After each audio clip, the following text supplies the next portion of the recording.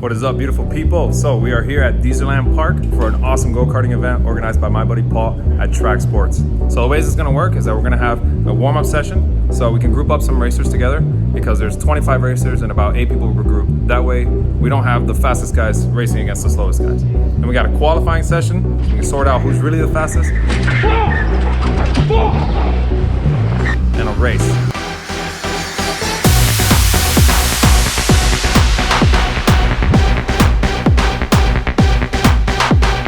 Then a buddy battle.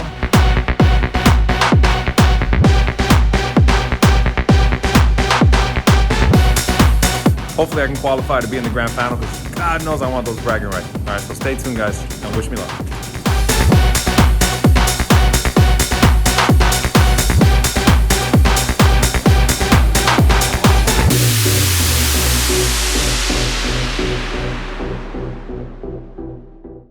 Now, unfortunately, we can't race the full track like we were last time.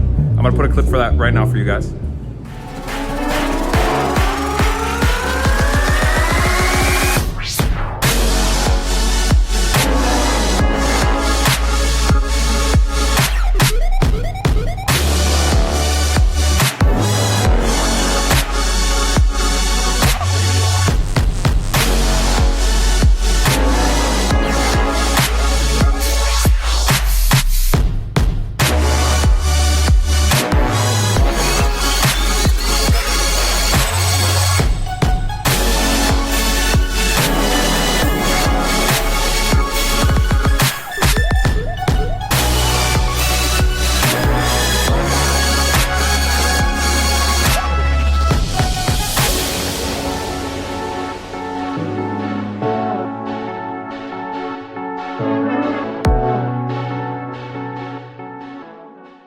All right, I hope you enjoyed that.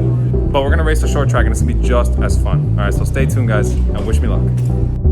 Dezerland Park is easily host to the best indoor go-karting experience in Florida. Just take a look at this place. Look at how much attention they've put into these decorations. What you're looking at here is paintings of all of the most famous Formula One tracks, and Formula One is the pinnacle of motorsport. Almost all of those Formula One drivers started right here in go-karting. Now, this event was put together, like I said earlier, by my buddy Paul at T.R.A.K.sports, and I just want to tip my hat off to the people at Dezerland and Paul for putting in all the work to get this thing organized. They spent countless hours testing the karts and making sure that they were all lapping within 2/10 of each other. We were on equally competitive machinery. But that's enough of that. It's time to get suited up and get serious because it's time for qualifying.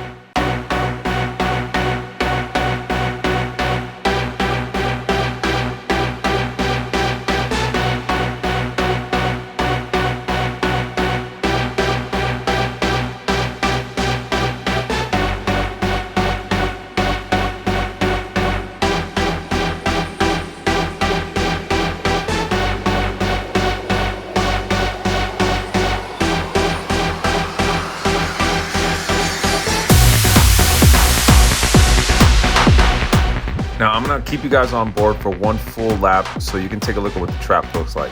And what I'm doing here is called scrubbing. Is basically scrubbing the tires left and right to take all the dust off of the tires and also just to bring some heat and some energy into the tires so I can get as much grip as possible. And bear with me here because I still haven't adjusted the camera properly so that you can see the track well, but I'll fix it in the next session. So the way that the grid is going to be set up is that we're going to be split up into 3 groups, C, B, and A. Group C being the slowest guys and Group A being the fastest guys. The competition is crazy high. The top 10 guys were all separated by 0.5 of a second. It's so close. So qualifying is extremely crucial because it's really hard to overtake on this track.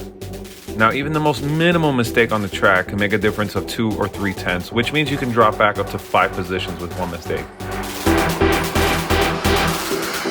And you can see here I'm getting pretty frustrated because I know I just made a small mistake.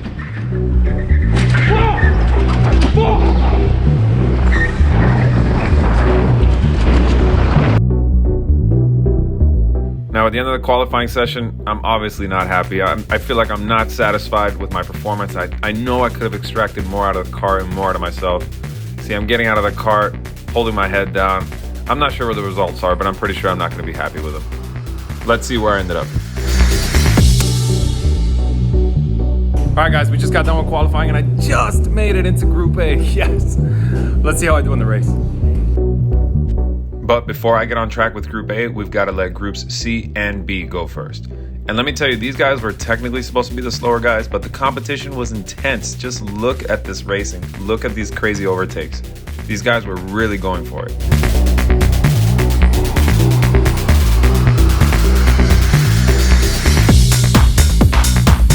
It's really easy to underestimate just how physical these karts are. These tires have crazy grip around this really tight and windy track.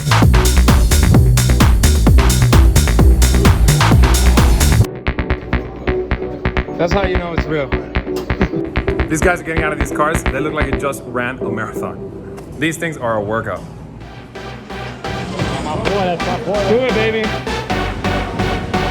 Now it's go time. Time to get suited up and strapped in. It's time for the Group A race.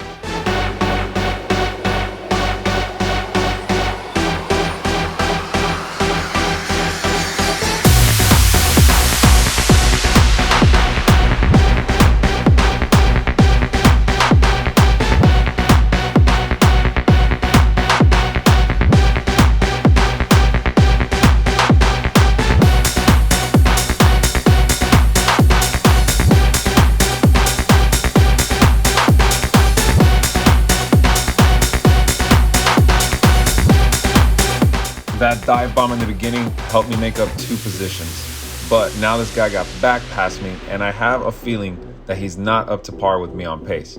So I gotta get past this guy as soon as possible.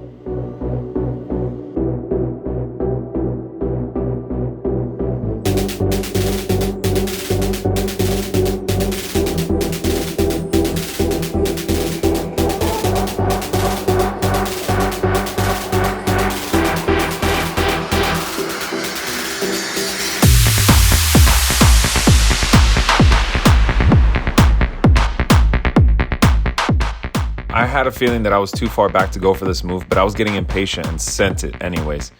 But that was a mistake because as you can see here, now we're both dropping off the back of the pack. So this is a fine line that you have to walk as a racer because, yeah, maybe the guy in front of you is slower, but if you're constantly going for moves, you're going to slow both of you down and lose touch with the pack. So you have to make the decision whether to work together or just to try to get ahead quickly and then make up the time afterwards.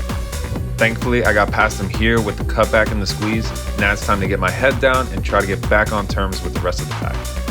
But mistakes like this aren't helping. And the video doesn't do justice. I gave that wall a proper whack and my ribs were sore for like 2 days after this. Here's Paul behind me. I just decided to let him through for the same reason that I explained last time. If I try to defend the whole time, I'm just going to slow the both of us down. And honestly, Paul is the maestro of this track. There's no use fighting him. He's going to get past me eventually. And this way I can tuck behind him and follow his line to help catch up to the pack. And again, another mistake here to drop me off the pack. You can tell I was getting pretty frustrated. But by now I managed to catch up to the back of the pack. Now it's time to bide my time and wait for the right moment to make a move.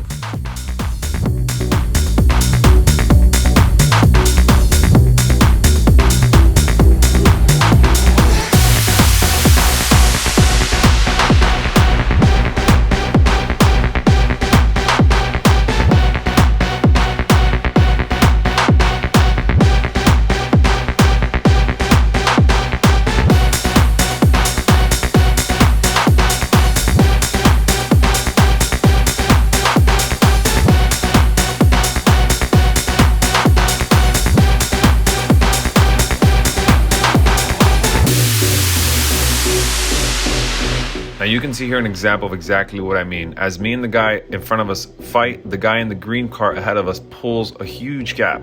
So now it's too late. I'm committed to get past this guy so that I can get back onto terms with the guy in green.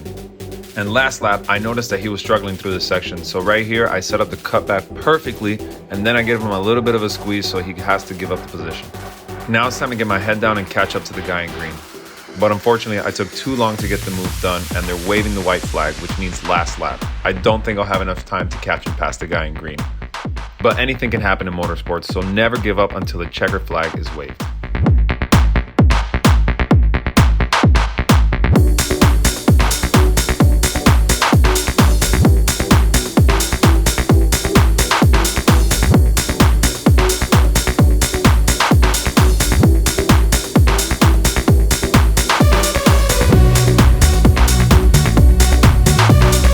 Last time I was here, I was able to get second place and secure a podium.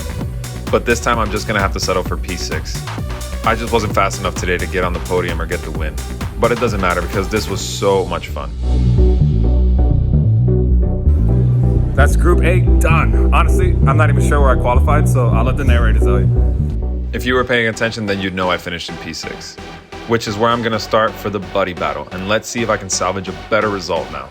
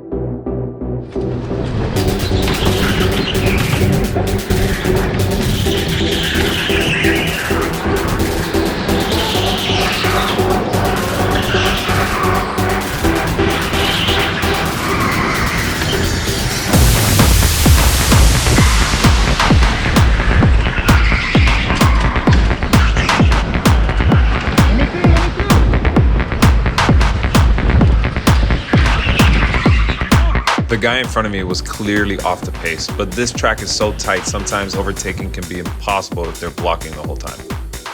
So even though I was losing time by attacking constantly, I needed to get past this guy anyways, because if I stayed behind him, I was gonna lose touch with the pack. So I've got no choice but to lick the stamp and send it down the inside for the overtake. Pulled it off. Now it's time to catch up to my buddy Andres in front of me. Listen to how I'm trying to yell at him to get in his head.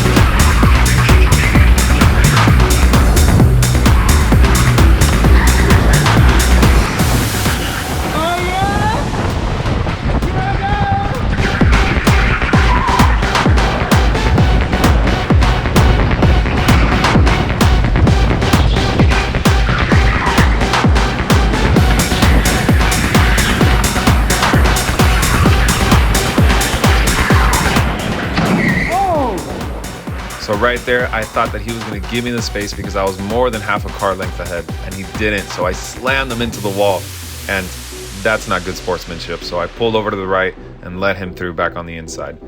I wanna earn that position clean the right way.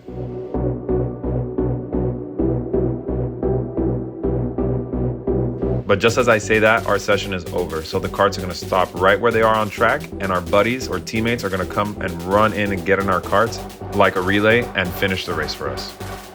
And of course I have to rush over and apologize to Andres. Yo, dude, I'm sorry, dude. That shit was disgusting. I thought you were gonna give me space.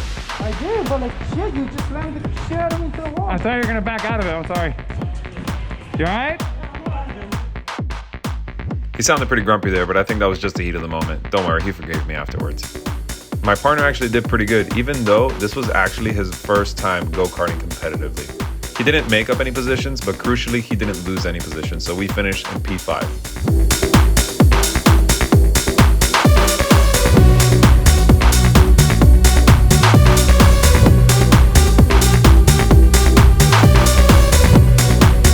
Now it's time to hand out the trophies and the rewards, and most importantly, the bragging rights.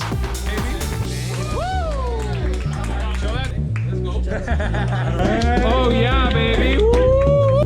All right. Let's go, baby. Let's go, baby. Let's go. Thank you for coming out to karting nights. All right, we'll see you next time. Thank you so much, everybody. Let's go. This is what I love so much about go-karting. Aside from the competition and the speed, this is a place where we can all come together, regardless of gender, race, or ethnicity, and enjoy doing what we all love doing together. I hope you guys enjoyed this, and I hope this inspired you to go to a rental track near you so you guys can see how much fun this is. Thanks for watching, guys.